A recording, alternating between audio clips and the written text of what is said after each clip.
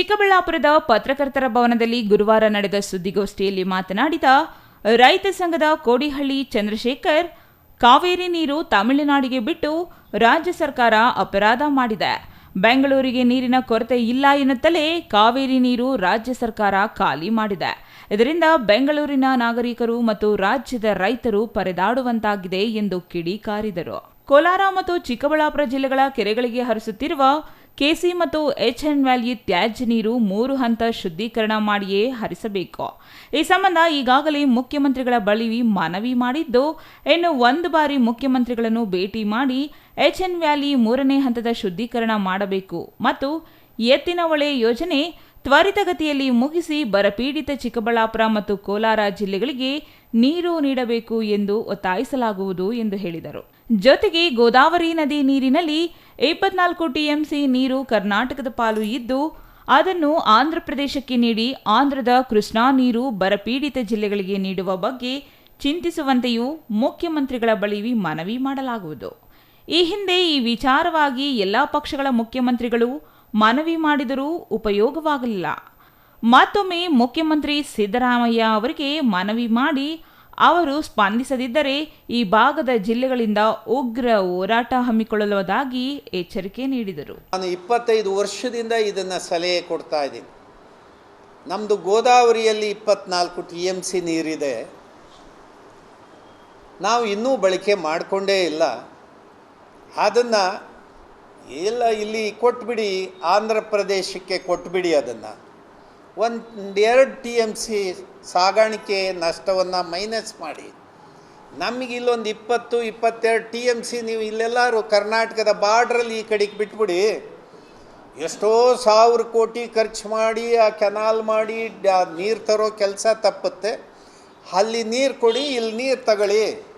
ಇದನ್ನು ನಾನು ಹೇಳ್ತಾ ಇದ್ದೇನೆ. ಮುಖ್ಯಮಂತ್ರಿಗಳು ಕಳೆದ ಬಾರಿ ಇದ್ದಂಥ ಯಡಿಯೂರಪ್ಪ, ಬೊಮ್ಮಾಯಿ ಅವ್ರಿಗೂ ಹೇಳಿದ್ವಿ, ಈಗ ಪತ್ರ ಬರಿತೀವಿ, ಅಲ್ಲಿ ಮುಖ್ಯಮಂತ್ರಿ ಜೊತೆ ನಮ್ಮ ಅಧಿಕಾರಿ ಕಳಿಸ್ತೀವಿ, ಮಾತುಕತೆ ಮಾಡ್ತೀವಿ ಅಂದರು. ಅದು ಪ್ರೋಗ್ರೆಸಿವ್ ಆಗಿಲ್ಲ.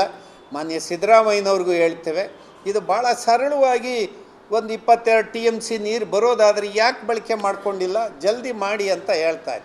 ಬ್ಯಾಡಗಿ ಮೆಣಸಿನಕಾಯಿ ಮಾರುಕಟ್ಟೆಯಲ್ಲಿ ನಡೆದಿರುವ ಪ್ರತಿಭಟನೆ ವೇಳೆ ಹಿಂಸಾಚಾರ ನಡೆದಿದ್ದು, ಸ್ಥಳಕ್ಕೆ ಭೇಟಿ ನೀಡಿದ್ದ ಜಿಲ್ಲಾ ಉಸ್ತುವಾರಿ ಸಚಿವರೇ ಹೇಳಿದಂತೆ ರೈತರು ಈ ಕೃತ್ಯ ಎಸಗಿಲ್ಲ, ಬದಲಿಗೆ ಕಿಡಿಗೇಡಿಗಳು ಮಾಡಿದ್ದಾರೆ. ಆದರೆ ಕಿಡಿಗೇಡಿಗಳು ಕೃತ್ಯ ಎಸಗಿದರೆ 80 ಮಂದಿ ರೈತರನ್ನು ಯಾಕೆ ಸರ್ಕಾರ ಬಂಧಿಸಿದೆ ಎಂದು ಪ್ರಶ್ನಿಸಿದ ಅವರು, ಕೂಡಲೇ ಬಂಧಿಸಿರುವ ಎಲ್ಲ ರೈತರನ್ನು ಬಿಡುಗಡೆ ಮಾಡಬೇಕು ಎಂದು ಒತ್ತಾಯಿಸಿದರು.